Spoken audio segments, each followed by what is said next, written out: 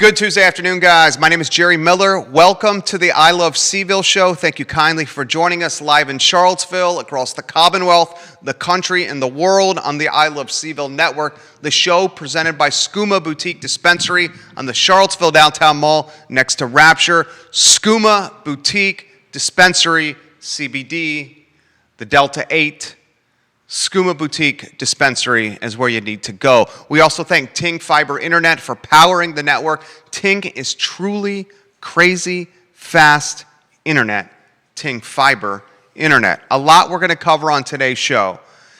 If you're sleeping under a rock, if you're not following the news, if you're not watching television, listening to this show, you may not know, and it's hard for me to believe that people don't know this, that this Delta variant is doing a number on the country right now. In fact, the CDC has said the 7-day average of daily coronavirus cases in the United States surpassed the peak that we saw last summer. So the 7-day average from the week we just had, that number surpassed the peak of a 7-day average we saw last summer when all of us were unvaccinated. Delta is more contagious than the chicken pox, and it's really gaining tailwinds and momentum. It's impacting markets, it's impacting education, and it's time we now become a little more straightforward with what's happening. We're going to analyze and extrapolate some trends that we are seeing and pass them along to you on today's edition of the I Love CVille Show. Let's talk locally first. Charlottesville City Schools followed Albemarle County's lead, and they mandated masks for all students this fall when entering a building of learning in the Charlottesville City school system. Albemarle County school system has also mandated masks. You go into a school building in Albemarle or Charlottesville City, you have to have a mask on, no exceptions. You see what's happening with a school bus driver shortage, which I covered yesterday, in Albemarle County in the city of Charlottesville. The city of Charlottesville needs 30 school bus drivers, 30. They have 9. City schools, county schools, transit authorities, and this is not just local, this is a macro or nationwide trend, are having a tremendous difficulty of finding bus drivers. And can you blame them? Who wants to get in a tin can and drive around unvaccinated children, 12 and under? Who wants to get in a tin can that's poorly ventilated and drive around folks that perhaps may not have other means of transportation to get around? As I said yesterday, there is a direct correlation between education and resources and having money and getting vaccinated. Education, resources, and money means you're likely been arm pricked and been vaxxed. Lack of education, lack of resources, lack of money likely means you have not been vaccinated. The folks, the demographic of customers, the demographic of students often riding school buses and public transportation is a demographic that often does not have resources, money, or an education. You can make an extrapolation or a direct connection or correlation to customers and students riding a bus, and you can extrapolate they likely have not been vaccinated. Hence, a school bus driver and public transportation shortage that is undeniable, nationwide and here in Albemarle and the city of Charlottesville as well. New York City and its mayor, Bill de Blasio, today have put a mandate into in effect. If you go into a restaurant in the Big Apple, you have to show proof of vaccination. That goes into effect August 16th with full enforcement beginning September 13th. The mandate is known as the Key to NYC Pass. It's basically the passport, the vaccination passport that we've been talking on this network for so long. Bill de Blasio is mandating restaurants, gyms, and entertainment centers to confirm proof of vaccination before allowing customers in their doors. Now, we're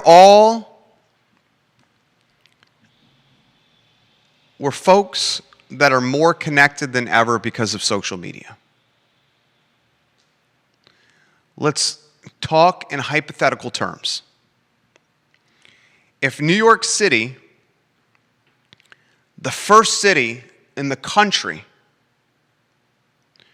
to require proof of vaccinations across the jurisdiction to go to a gym, an entertainment venue, or a restaurant, eating inside, if New York City does this, and de Blasio did it today, what do you think is the logical turn of events that's going to happen?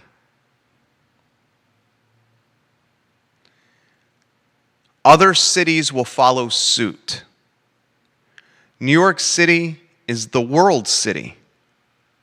New York City and the Big Apple set trends. And those trends trickle down or influence other municipalities. Certainly ones that lead liberal or are progressive. Now, I'm not going to speculate or jump to conclusions. I will say Charlottesville's progressive and leans liberal. Charlottesville City Council, during quarantine and during Ralph Northam's mandates, Charlottesville City had stricter rules than the governor of Virginia imposed for the Commonwealth. I will repeat that. Last year, early this year, Ralph Northam, the governor of Virginia, had a number of rules and mandates. And the rules and mandates that Ralph imposed for the Commonwealth, they were superseded by the rules and mandates that Charlottesville City Council imposed themselves. The news today that we should consider, reflect upon, is the Big Apple mandating proof of vaccination for indoor dining, going to a gym, and entertainment venues.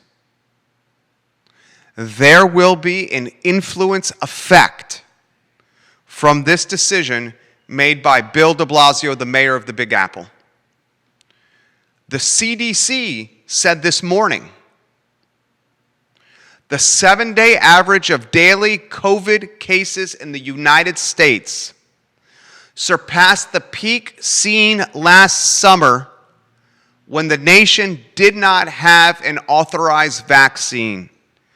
CDC Director Rochelle Walensky said it this morning to CNBC. U.S. COVID cases based on a 7-day moving average reached nearly 73,000 on Friday, according to data compiled by the CDC.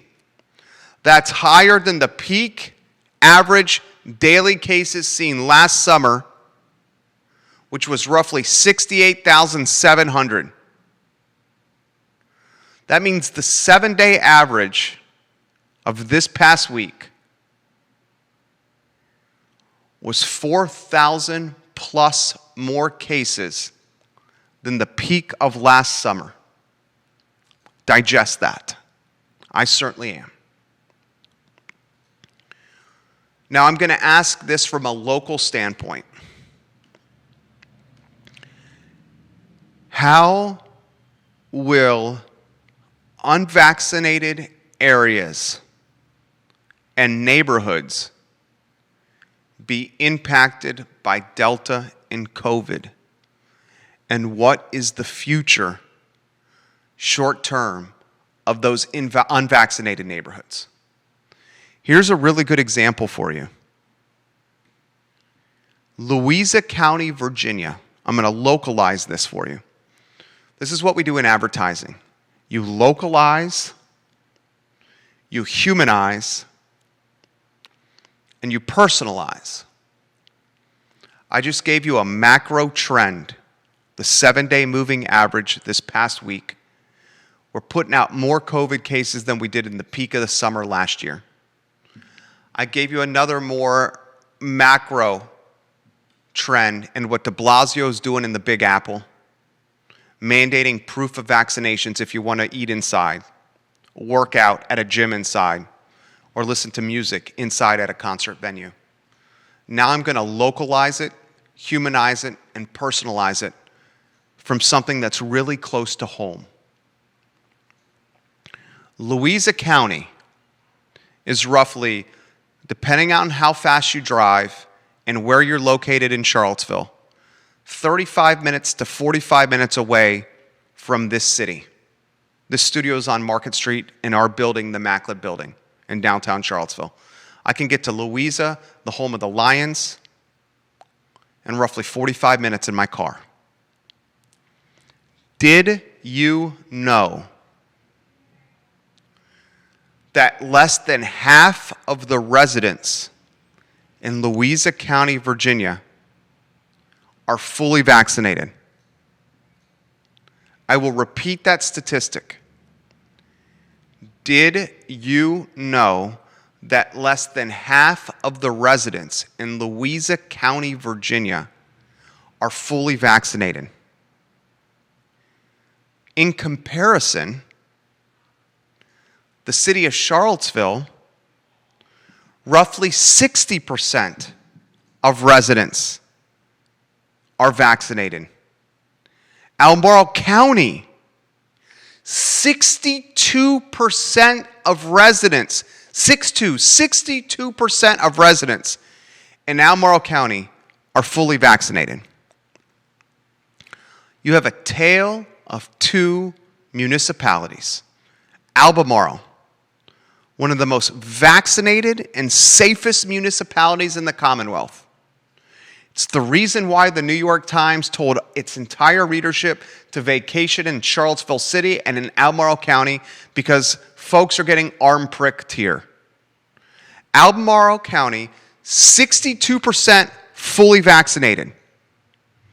Louisa County, less than half fully vaccinated.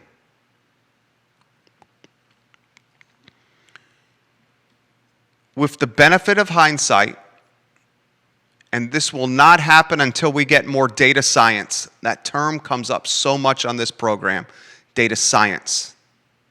We got a $125 million school backed by Joffrey Woodruff's money, the hedge fund titan, opening in the very near future at the University of Virginia, a data science school.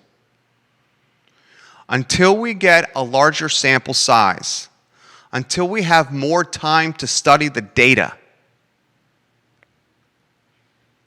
we won't truly know the answer to the question that I'm about to pose to you.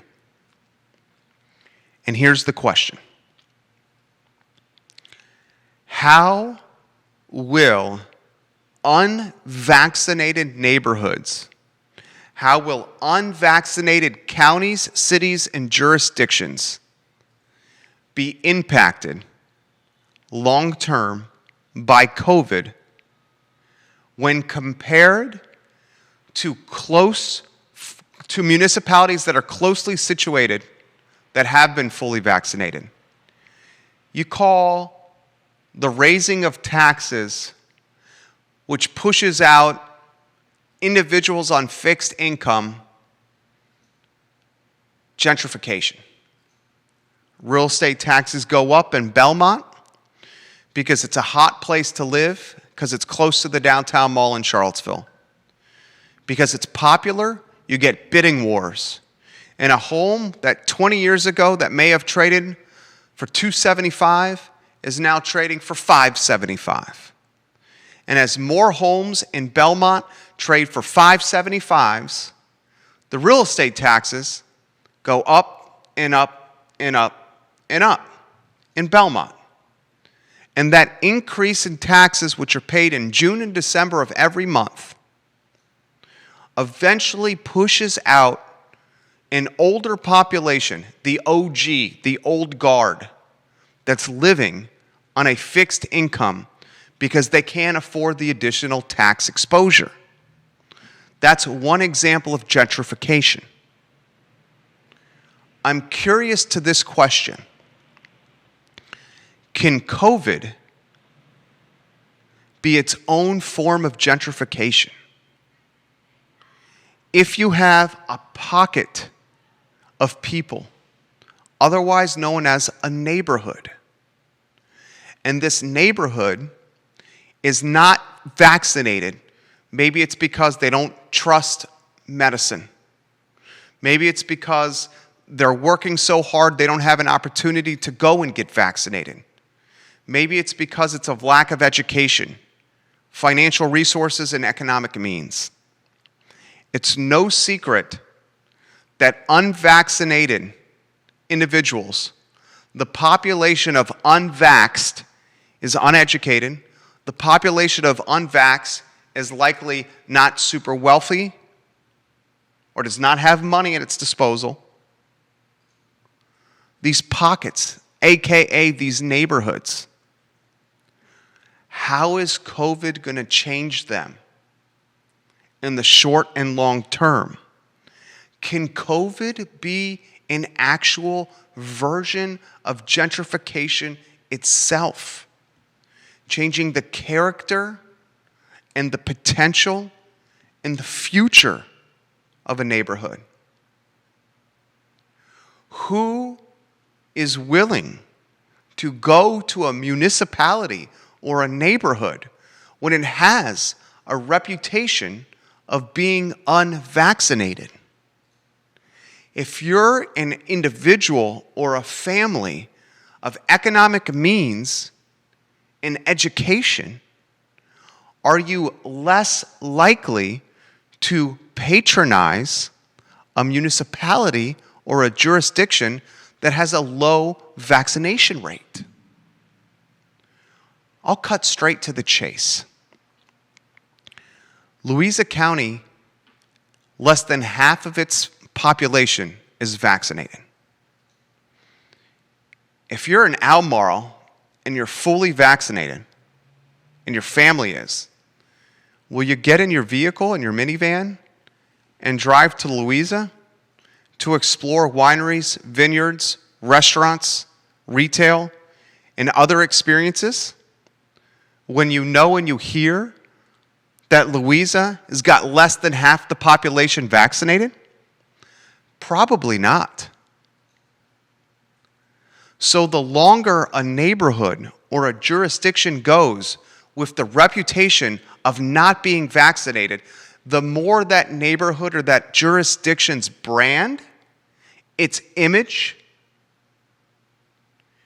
is negatively impacted.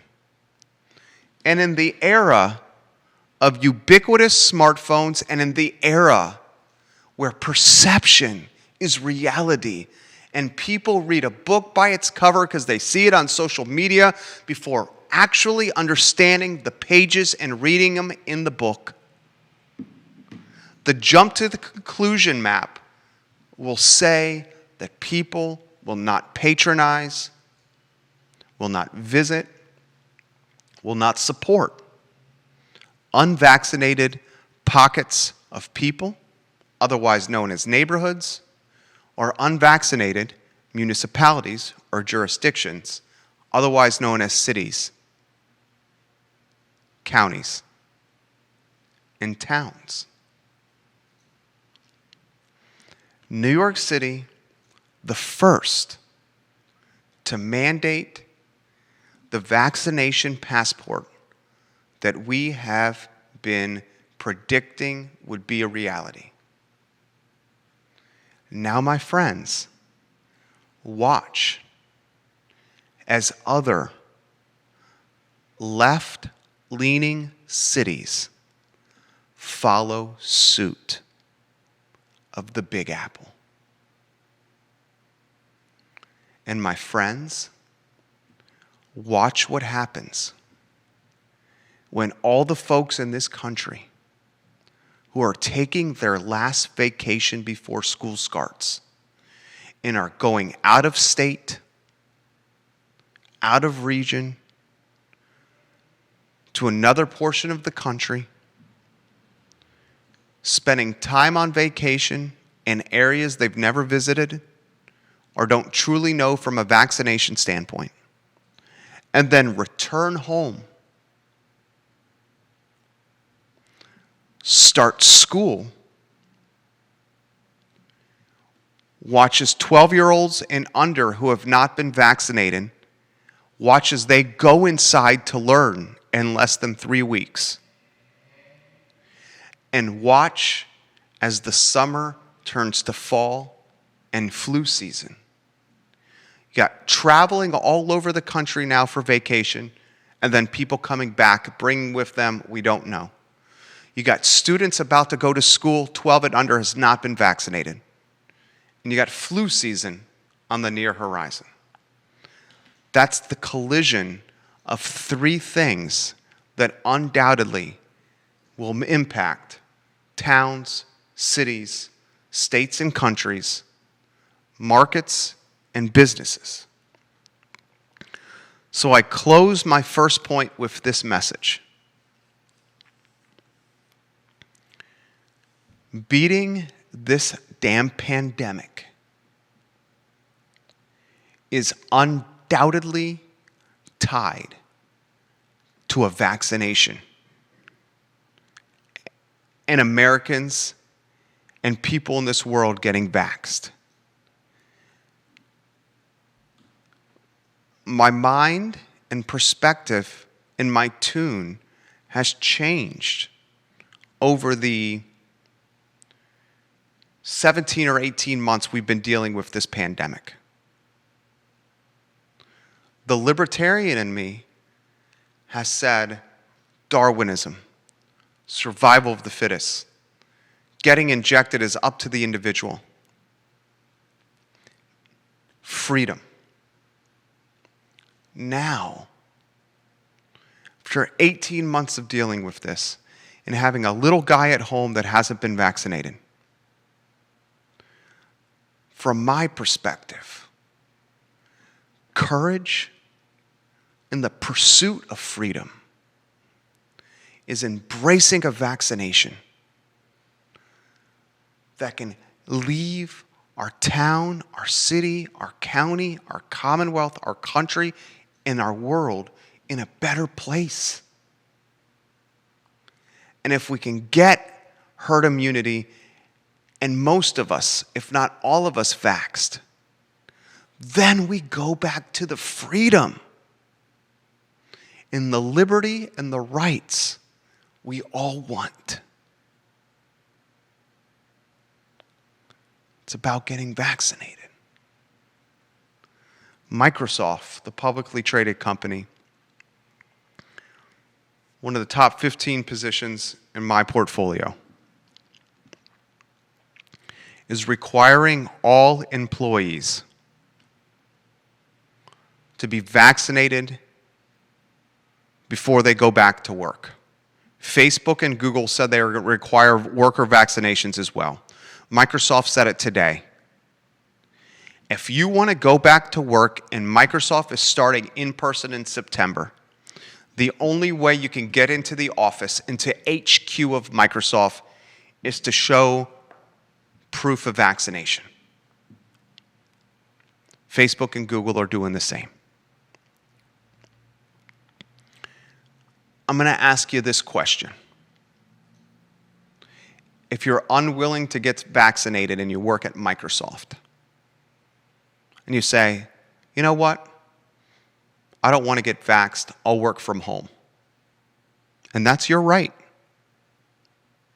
But your peers and your colleagues, your equals on the totem pole of professional hierarchy, if your equals and your colleagues choose to get vaccinated, choose to go to Microsoft and work inside, at an office, at a desk, at their headquarters, choose to get FaceTime and conversation time with their direct bosses, with their boss's boss, with their boss's boss, what do you think is going to happen to you when you're working at home in your BVDs, in your Fruit of the Looms, in your robe, in your PJs, at your home office desk?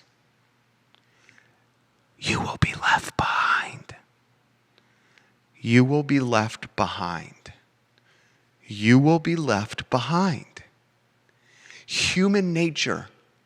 The boss promotes the person he or she sees the most, not the individual contributing to the project in their underwear at their home office. You will be left behind if you choose the route of working from home.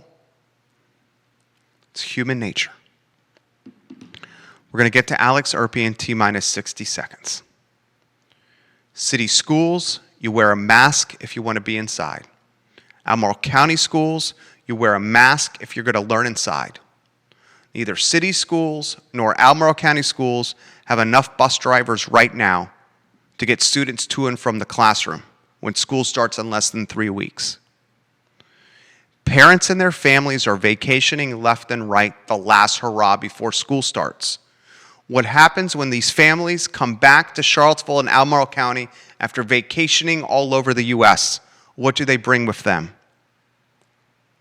What happens when you put thousands of students 12 years old and under in poorly ventilated buildings of learning, schools? What happens when flu season and the winter and the fall come before us? All three trends, all three circumstances, we will soon find out the answer. Less than 3 weeks finding out the answer for two of them. Microsoft requiring employees to be fully vaxxed if they want to come back to office in September, and Bill de Blasio, the mayor of the Big Apple, has mandated proof of vaccination if you want to eat inside, work out at a gym inside, listen to music at an entertainment venue inside. What's the next progressive, left-leaning city to follow the Big Apple's lead? Because it's coming, and they're coming. I'm going to ask these questions to Alex Urpí. Judah, I'm Skyping him now. Judah Wickhauer is our director. We thank Scott Wagner of Scott Wagner Chiropractic and Sports Medicine for being a part of the show. Scott Wagner and his integrated medicine practice guys are changing people's lives.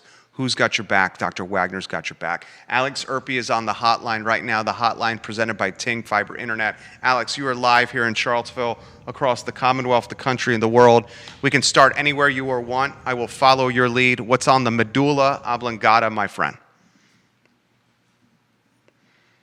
Do we got you, Alex?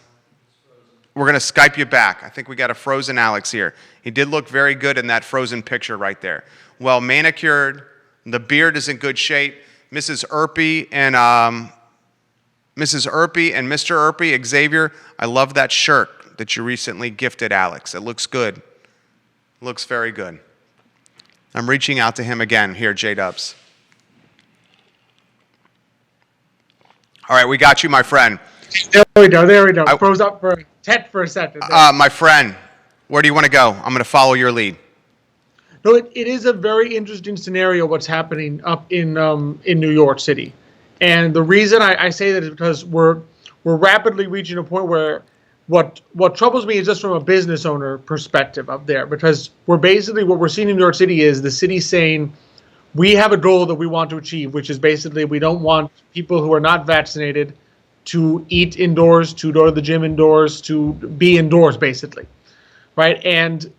But New York City is either basically saying we don't have the manpower to enforce this or don't wish to enforce this ourselves. So we are going to turn small business owners into our agents of the state, essentially. And I think that's a big onus to put on small business owners. And I think particularly, just thinking as a Latino small business owner, I think a particular emphasis on minority small business owners, because we tend to have very small businesses.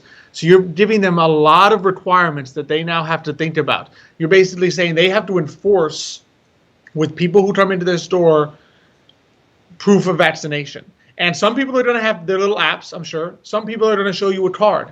Do you as a small business owner have any idea whether that card is an actual vaccination proof or it's just some card that somebody printed at home? And are you going to be held liable if it's not?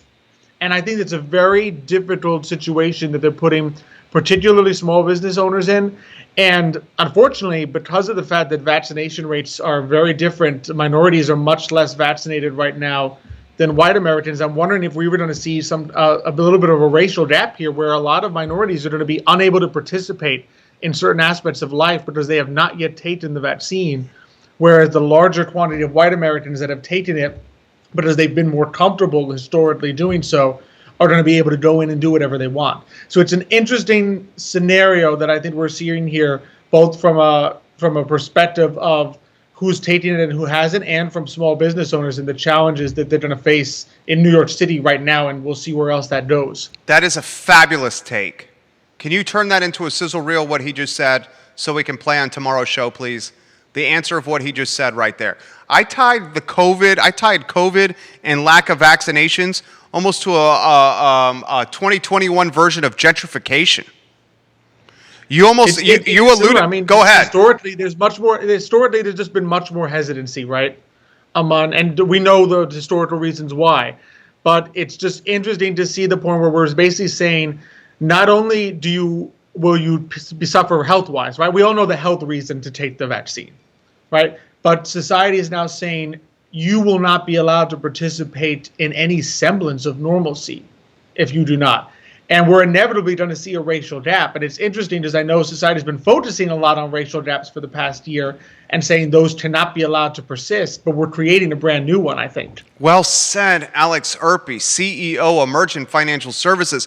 Mrs. Urpí, that was a phenomenal take by your oldest son, numero uno right there. I'm going to throw this to you. What is your, take it a step further. I think everything you just said is actually going to happen.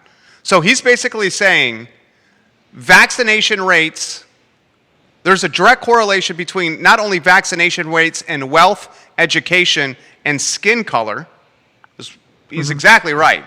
So let's say, what's the next step? You were basically saying minorities probably, if the vaccination rates don't uptick, probably are not going to be patronizing or enjoying inside entertainment, dining, exercise, quality of life at the same frequency or clip of white people. Essentially, that's what we're going to see, I think, for a while, unless something radically changes. And I think this is very much a stick approach, right? This is saying the carrot didn't work.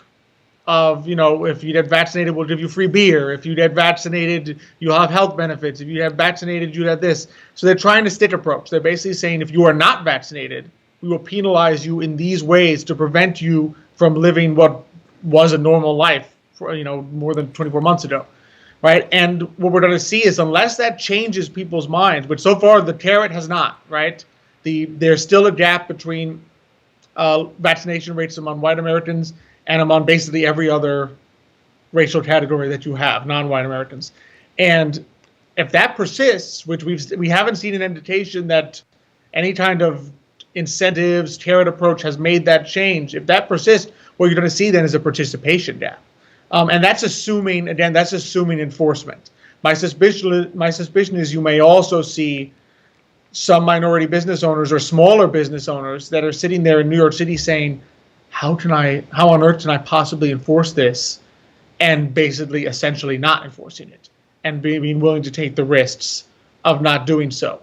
So you may see enclaves of minorities patronizing other minorities, Latinos patronizing other Latino businesses, knowing here I can behave normally, but I can't go to this white establishment because they are going to ask me to show some kind of proof that I don't have. Good gosh, that is such a good take. I 1,000% agree with everything he just said. So I'll throw this to you. The scenario you painted, which I think is accurate, minorities supporting other minority businesses because the proof of vaccination requirements is not going to be as stringent as, say, a non-minority owned business.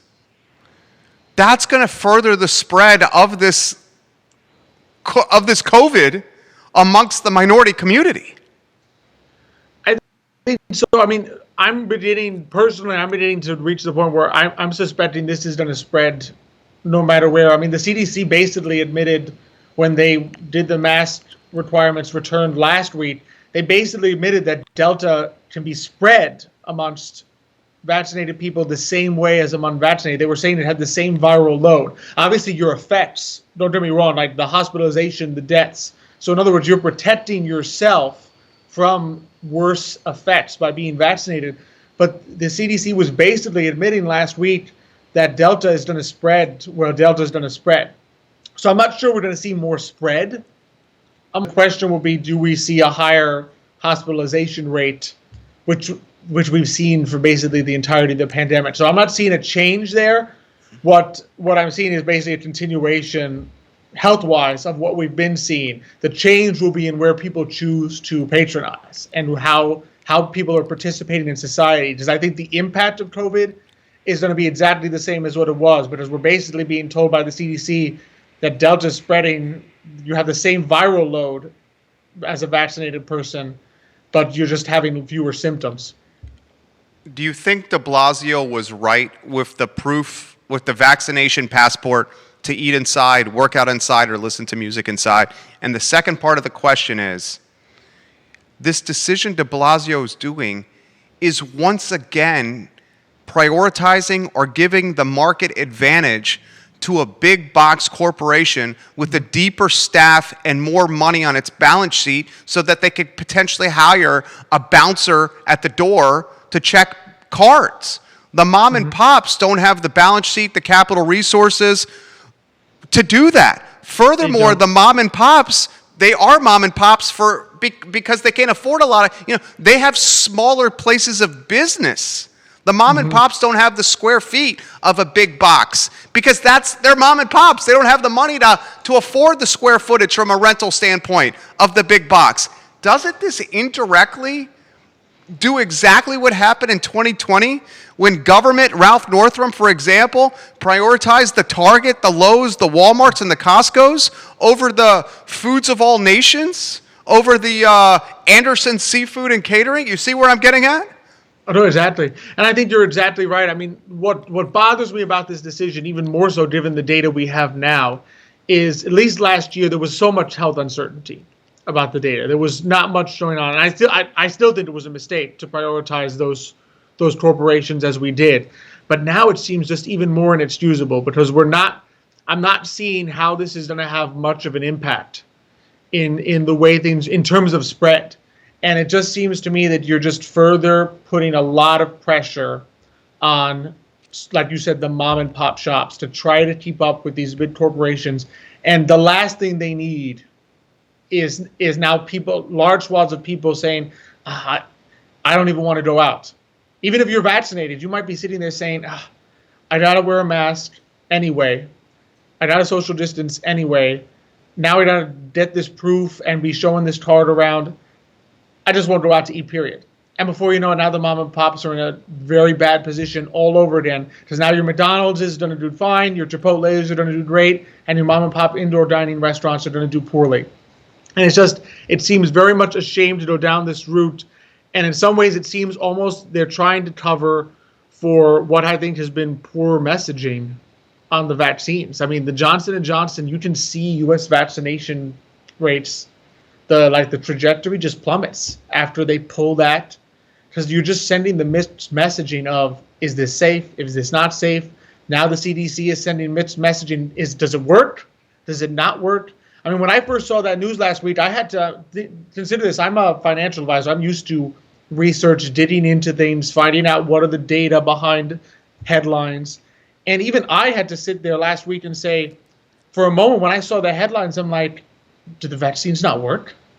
Right? I mean, what are they saying? Why are they making us do this all over again? And then I had to dig in there until I got to the point where the data says, no, you can spread it, but your rates of hospitalization are lower. But I'm just thinking, as someone who, if I were someone who was not used to this kind of research, and I just relied on, what I saw at the headline of my local paper or the headline of my local news, my first reaction might have been, wait a second, the CDC says vaccinated people need to mask. Does that mean I'm not safe anymore? And so I think that's part of the issue here. And this is sort of a Band-Aid on New York's part to say, we haven't gotten as many people vaccinated as we want. Let's see if this stick works. And I think the stick is just going to end up hitting small business owners, particularly, like you said, the mom and pops. Alex Urpí, our guest, CEO of Emergent Financial Services. Guys, Emergent Financial Services, your choice for retirement and wealth building, Emergent Financial Services. Throw this to you here, and then we'll get to a couple comments that have come in that I want to relay to you as well. How is this going to impact this thriving economy that we've enjoyed so far in 2021? Are you lukewarm now, or is the economy vulnerable back end of Q3 and Q4? Oh, I am somewhat lukewarm, but I think it's all going to depend, on decision making in this case. If we again go into some kind of lockdown mode, then inevitably we are going to see the economy contract. That's what happens when government tells people don't go out, don't go to work, your business must close. What we're seeing now seems to me headwinds against the economy, right? There's no way to read the New York news, and if it particularly happens elsewhere in the CDC news, as anything other than a headwind in terms of the consumer wanting to go out, right? And we've seen that in the past, that when you put all these, the more difficulties you put for people to go out, the more they'll think twice about going out. It's inevitable. So it's a headwind. I don't think it's a devastating one, what we've seen so far. I think it's more that typical headwind of uncertainty, anxiety, what's this variant doing, what works, what doesn't work. If we go full lockdown, I think that it's inevitable again that you're going to see really bad economic contagion. Perhaps I'm thinking worse than last year, because last year there was a lot of support that had to go out, and a lot of small business owners either didn't get the support or they just made it through this thing by the skin of their teeth. And if we hit them again, I'm not sure they get up again. The fabulous Xavier Urpí is leaving comments. I've been so impressed with how Xavier Urpí has become proficient in social media and digital and technology. It's so impressive, Xavier. I truly mean this. What is all of this chaos about vaccine due to the economy? We're covering that now. What worries me really about this, Alex, is New York City is leading this charge. I get why de Blasio is trying to lead this charge. New York City this time last year was the most devastated of pretty much any city in the country. People were sprinting from the Big Apple, and apartment vacancy rates were through the roof, to the point where we on this show were talking about, is the future, and not just us, everybody was talking about, is the future of the Big Apple in jeopardy? Exactly. So, the Big Apple, in a lot of ways, and you know New York City, your father lived in New York City, okay? New York City, in a lot of ways, sets the trend for other cities out there. What's your take on NYC being the vax passport leader and first to market with checking proof of vaccinations to come inside?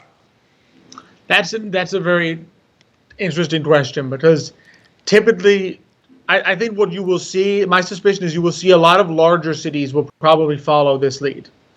The question is whether smaller cities, I'm thinking places like Charlottesville, even have the infrastructure to attempt something like this.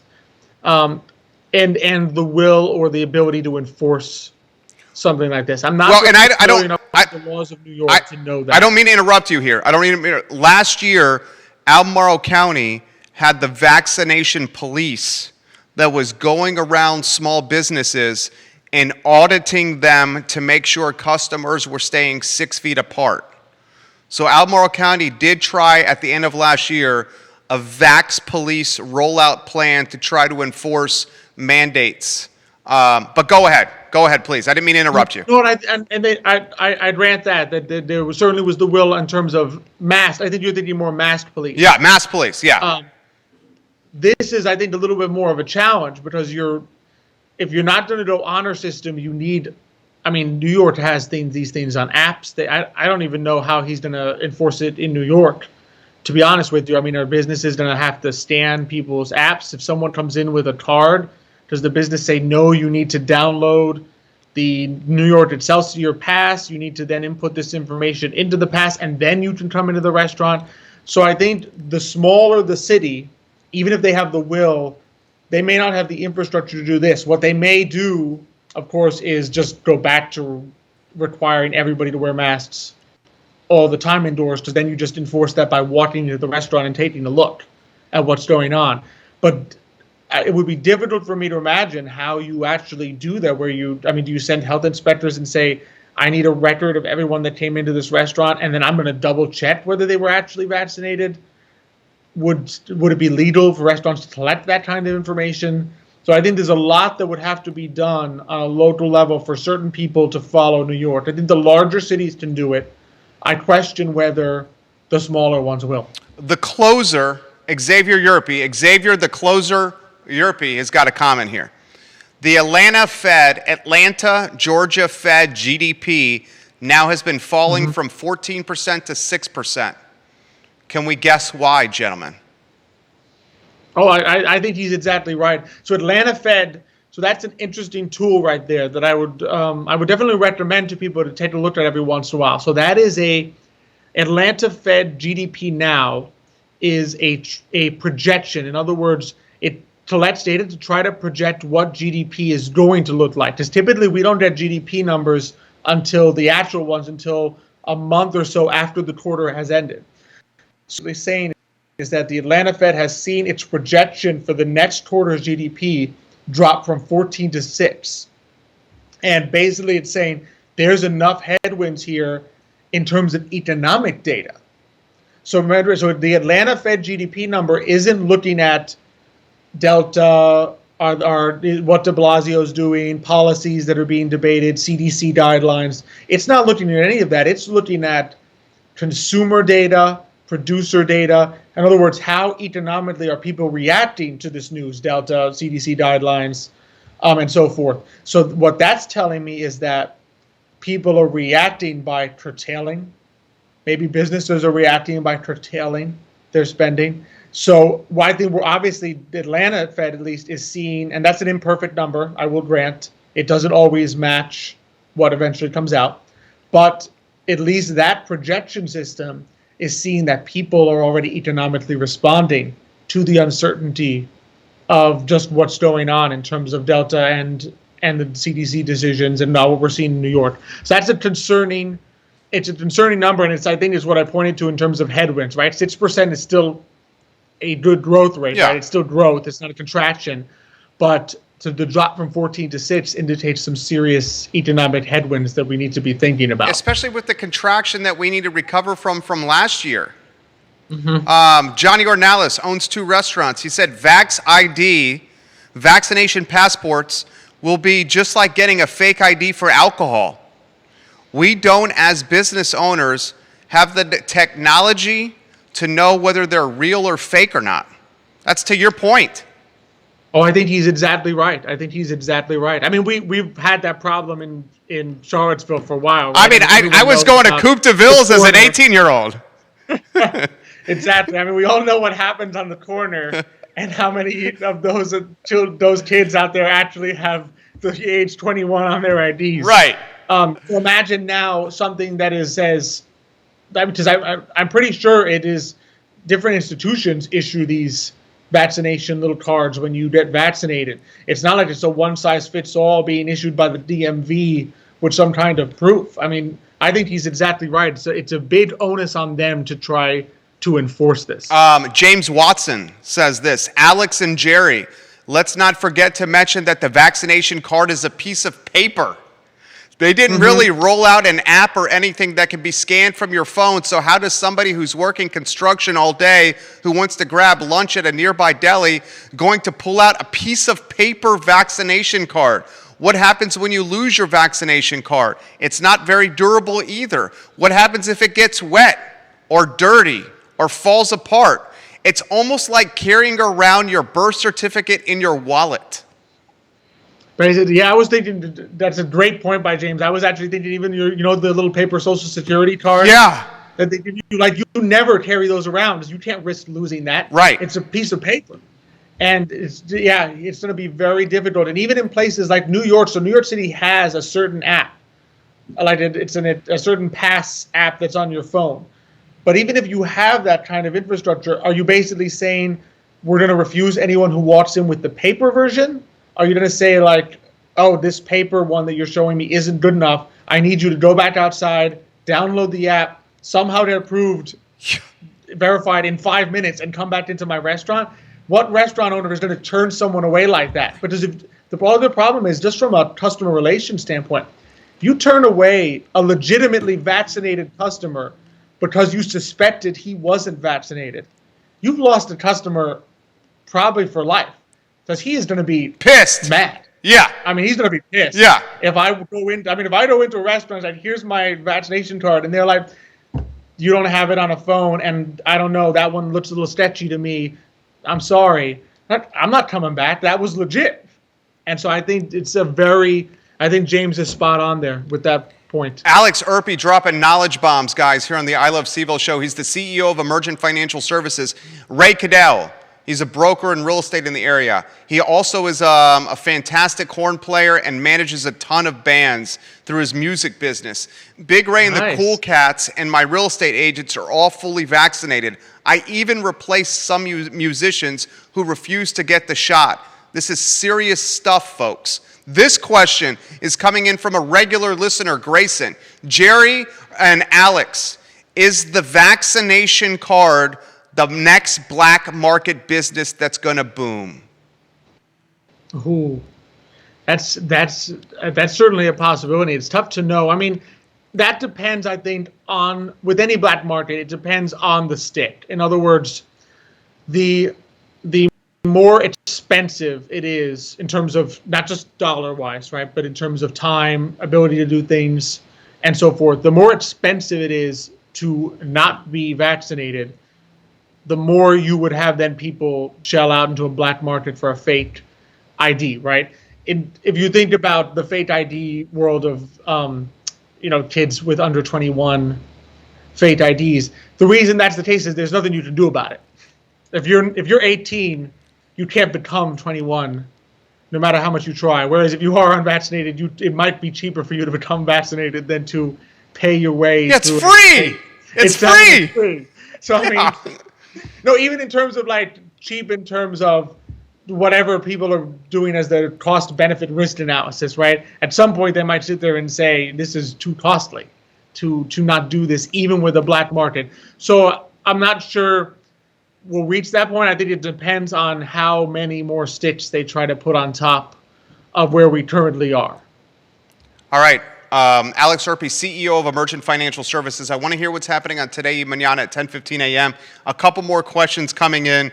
This one, a follow-up from Grayson. How do you invest knowing what we know now? It seems like it's a completely different market now than it was even 3 weeks ago. Oh, I think you're exactly right. And for me, that's a great question from Grayson there, because it gets to the heart of, I think, the investing philosophy, which is you want to be in the market all the time, right? And you adjust your percentages based on what you're seeing in terms of, I think this sector might do better. I think I want to be a little more defensive. But here's what I'll say to that, right? And we get this question a lot as financial advisors, is now not the right time to start, or should I sell everything? And our point is always, you don't want to miss out on the best market days. If you miss out, I think over like a 20-year period, if you miss like the 10 best days of the market, your annualized return, so your annual return, drops from about 13 to 10%. So you wipe out about 3% every year worth just by missing 10 days, the 10 best days of the markets. And sometimes those days, you might expect those days to be in the middle of big bull markets. A lot of times those 10 best days are in the middle of bear markets. That's right. Like the market will decline 5, 6, and then all of a sudden there's going to be a day where it's up 10, right? And so you don't want to be missing out. So our philosophy tends to be that when you're investing, you got to think of what's my actual time horizon, right? And if your time horizon is long, you just want to stay in the market. Maybe you want to adjust. Maybe your financial advisor. I know we frequently adjust, right? Sometimes we'll say we'll have a little more cash on hand now, so if things go south, we can buy low. We may want to make small adjustments, but you'd never want to totally pull out of the market because it's a long-term gain. Obviously, if you're 65 or 70 and you're retired and you're still invested heavily in stocks, you need to rethink that from a general portfolio standpoint, right? But that's a problem at any time. That's a problem that you need to think about, whether it's headwinds from Delta variant or the market's booming, right? But if your time horizon is 10 plus years, then the key is be in the market, stay calm, don't panic, right?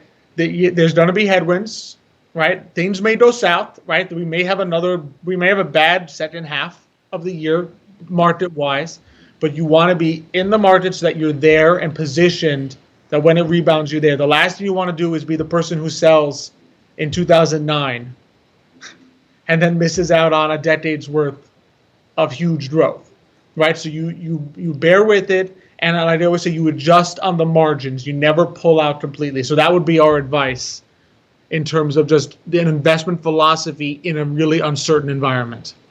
Last question for you. Can we do one more? Absolutely. Okay. Kevin Smith. Jerry, ask Alex if COVID... What is he saying here? Ask Alex if COVID and these lockdowns and this Delta variant are great things for Bitcoin and pushing it forward. We saw Bitcoin last year reach all-time highs. I know it's under 38 now, but I would think COVID and getting away from a printed dollar and tangible money is the best thing for Bitcoin long term. That's a good question. I'm going to answer that by saying first thing you got to do, Kevin, though, is you have to split the idea of digital currency from Bitcoin. So remember, Bitcoin is a type of digital currency, but it is entirely possible for society to move away from a tangible dollar, tangible coins you exchange, and not do it with Bitcoin. And in fact, I think there's a very large incentive for the United States government, other world governments, to make their own digital currencies and not have those be Bitcoin. Why is that? Because they want currencies that they can easily control in terms of supply of the currency. Bitcoin, because of the way it's constructed, because of the way the Bitcoin mining works, it's not easy to control the supply of Bitcoin at any moment in time. Because basically the government would have to create huge data farms, start churning them out, then suddenly stop doing it. I don't even know how you would contract the supply of Bitcoins. I'm not even aware how that would work because they're out there floating. So I think in terms of the government's control, their Federal Reserves like to be able to increase the money supply quickly, decrease the money supply quickly. You can't do that with a Bitcoin that is run out of a blockchain. You do that with a digital currency that you control where the zeros and the ones go. So my suspicion is I think those are two different questions. To answer the question specifically on Bitcoin, I think that depends on numerous factors. So the tailwind of Bitcoin, right, is, let's face it, you can use it to buy things, even things that you don't want people to know you're buying. Yeah, if you want to break the law, you're using Bitcoin. If you want to break the law, using it, or if you want to, even people that are worried, right, I don't want to be tracked. I don't want people to know, I don't want Amazon to know what I've been buying. I don't want Google to know what I've been buying. It has that kind of aura to it. That headwinds, I would say, against Bitcoin are basically the fact that the governments of the world are saying we don't want people, more and more are suggesting we don't want people using this, and we're going to make it more difficult to use. So that, I think, are the two factors that play into Bitcoin, and it's tough to say right now which is more powerful, but I don't think the move away from tangible currency itself is enough of a reason to buy Bitcoin, because there are numerous other possibilities that we might see in the future for non-tangible currency that aren't Bitcoin, the actual cryptocurrency. Well said. Well said. Nicholas, your brother's watching. He said, Kevin. Hot. Yeah, I'll tell you what. If the Urpies are watching right now here, we love the Urpies on this show here. Nicholas says, Kevin could be referring to the government scare and being wary of government power, therefore having lots of wealthy people moving away from currencies tied to governments that are struggling with COVID. What about Bitcoin as a reserve of value? Oh, that's also entirely possible. I mean, my suspicion is at some point a lot of cryptocurrencies may end up being black market ways for people to put their wealth away in ways that is not easily traceable. But I think as for the average investor, that's a more difficult thing to get involved in them, because the only reason, as we've talked about before, right, the reason to buy Bitcoin is right now speculative / gambling. In other words, you buy it because you think that other people will buy it and it will go up. You don't buy it because it has an actual intrinsic value. It doesn't sell anything. It doesn't make anything. There is no actual coin. You buy it because you think other people will make the price go up. So the question is, if it becomes one of those shady currencies that the wealthy people use to move their wealth away from traceable eyes, aka government eyes, is it easy to buy and sell as the average person? And the answer is probably no. In which case you want to, long term, you don't want to be in that kind of currency. You never want to be in something that only certain very wealthy people can actually transact in. Well said. Alex Urpí, CEO of Emergent Financial Services. You see what he is about, guys. You see the intelligence, the honesty, family-owned business, guys, approachable and knowledgeable. Emergent Financial Services. Pick up the phone, reach out to them through the website. They're going to help you guys grow your wealth. They really, really will. Can you give us some perspective on what to expect on Thursday at 10:15 a.m. with Today y Mañana? Absolutely. Today, Mañana is going to be a lot of fun on Thursday. We're going to split a little bit. We've got some tech and some local Hispanic business. So tech, first we're going to be joined by Nikki Hastings. So she is the executive director of CVille Bio. Nice. So they're a group that they put together a lot of they network between a lot of the biotech companies that are here in Charlottesville. So we'll talk a little bit about innovation, what's going on, what she's seen in terms of biotech here in Charlottesville. Maybe even how that'll impact Charlottesville in the future. And then secondly, we'll be joined by Esteban Ruiz Castillo and Alejandro Gonzalez. They're a father-son duo that are the owners of Ruiz Landscaping. So a local Latino business.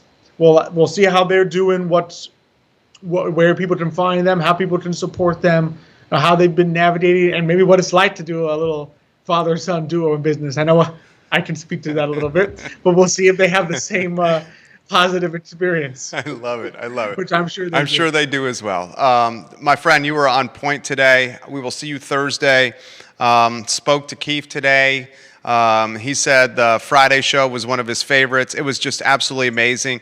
Xavier, I sent a text message to Numero Uno here on over the weekend. I thought the Friday show was exceptional with the Urpies, with myself, with Keith.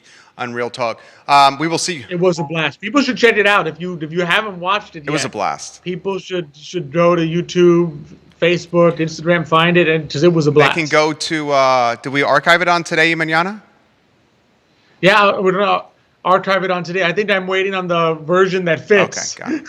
for Instagram TV because, as you know. It's only an hour. We went way longer.